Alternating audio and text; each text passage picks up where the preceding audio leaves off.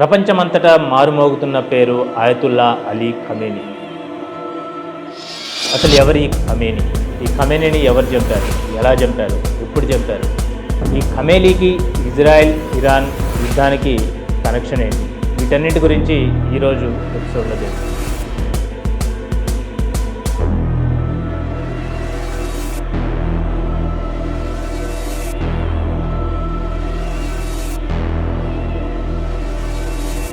అసలు ఈ ఖమేనీ ఎవరు, ఎందుకు అతన్ని టార్గెట్ చేశారు, ఈ ఆపరేషన్ ఎలా జరిగింది? ఇప్పుడు మొత్తం కథను మొదటి నుంచి చివరి వరకు తెలుసు.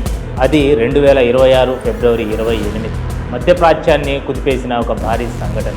ఇరాన్ దేశానికి అత్యంత శక్తివంతమైన నాయకుడు ఆయతుల్లా అలీ ఖమేనీ ఒక రహస్య మిలిటరీ ఆపరేషన్లో మరణించాడు అనే వార్త ప్రపంచాన్ని షాక్కు గురిచేసింది.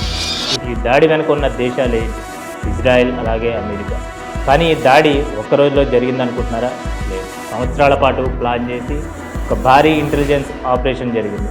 ట్రాఫిక్ కెమెరాలు హ్యాక్ చేయడం, మొబైల్ సిగ్నల్స్ ట్రాక్ చేయడం, సీక్రెట్ ఏజెంట్లు, ఇలా ఒక సినిమా లాంటి కుట్రతో ఖమేనీని టార్గెట్ చేశారని తెలుస్తుంది.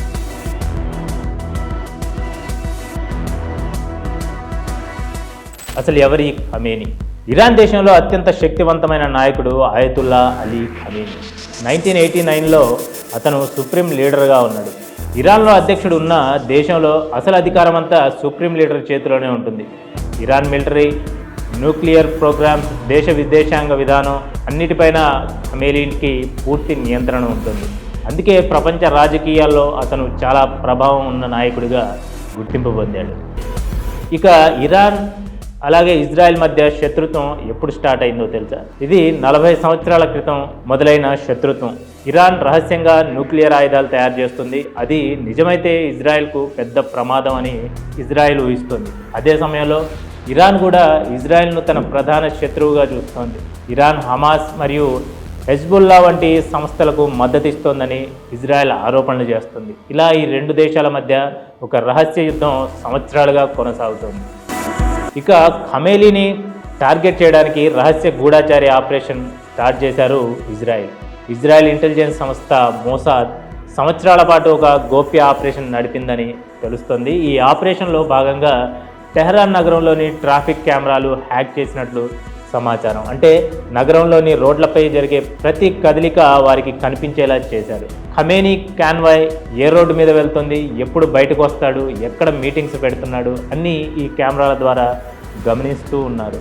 అంతేకాదు ఇరాన్ ప్రభుత్వ అధికారులు ఉపయోగించే మొబైల్ ఫోన్ల సిగ్నల్ కూడా ట్రాక్ చేశారంటే ఆశ్చర్యం కదా.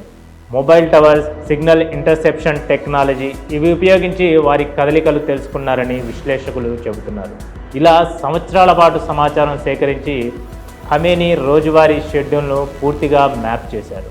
ఇక మ్యాప్ చేసిన ఈ సమాచారాన్ని ఆధారంగా తీసుకొని ఒక భారీ మిలిటరీ ఆపరేషన్ ప్లాన్ చేశారు. ఈ మ్యాప్ చేసిన సమాచారం ఆధారంగా ఒక భారీ మిలిటరీ ఆపరేషన్ ప్లాన్ చేశారు. ఖమేనీ ఎక్కడుంటాడో, ఎప్పుడు బయటకు వస్తాడో ఖచ్చితంగా తెలుసుకున్న తర్వాత దాడి సమయం నిర్ణయించారు. ఇక ఆ రోజు రానే వచ్చేసింది. 2026 ఫిబ్రవరి 28న ఇజ్రాయెల్ అలాగే అమెరికా ఒక భారీ ఎయిర్ ఆపరేషన్ ప్రారంభించాయి. సుమారు 200 యుద్ధ విమానాలు, వందలాది మిసైళ్లు ఇరాన్ లోపల ముఖ్యమైన లక్ష్యాలపై దాడి చేశాయి.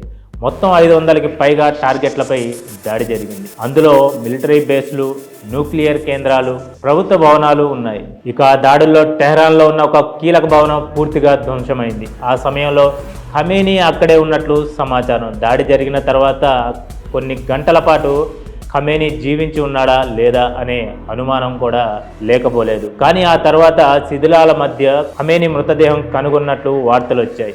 కొద్ది గంటల తర్వాతే ఇరాన్ ప్రభుత్వం కూడా ఖమేనీ మరణించాడని అధికారికంగా ప్రకటించింది. ఇక ఈ సంఘటన ప్రపంచాన్ని షాక్కి గురి చేసింది. ఖమేనీ మరణం తర్వాత మధ్యప్రాచ్యంలో ఉద్రిక్తతలు ఒక్కసారిగా పెరిగిపోయాయి. ఇరాన్ ఇజ్రాయెల్పై ప్రతీకారం తీర్చుకుంటామని ప్రకటించింది. మిసైల్ దాడులు, డ్రోన్ దాడులు, అలాగే మిలిటరీ అలర్ట్స్, మొత్తం ప్రాంతం యుద్ధ వాతావరణంలోకి వెళ్ళిపోయింది. ప్రపంచ దేశాలు కూడా ఈ పరిస్థితిని చాలా దగ్గరగా గమనిస్తున్నాయి. సంవత్సరాల పాటు ప్లాన్ చేసిన ఒక ఇంటెలిజెన్స్ ఆపరేషన్, ట్రాఫిక్ కెమెరాలు, మొబైల్ సిగ్నల్ ట్రాకింగ్, సీక్రెట్ ఏజెంట్లు ఇవన్నీ కలిపి ఒక దేశ అత్యంత శక్తివంతమైన నాయకుడిని టార్గెట్ చేశాయని చెబుతున్నాయి. ఇక ఇది మధ్యప్రాచ్య చరిత్రలో అత్యంత సంచలన సంఘటనలో ఒకటిగా నిలిచిపోయింది. ఇలా ఆయతుల్లా అలీ ఖమేనీ యుగం ముగిసింది. ఈ వీడియో మీకు నచ్చినట్లయితే లైక్ చేయండి, షేర్ చేయండి, మా ఛానల్ని సబ్స్క్రైబ్ చేసుకోండి. This is Riyaz signing off.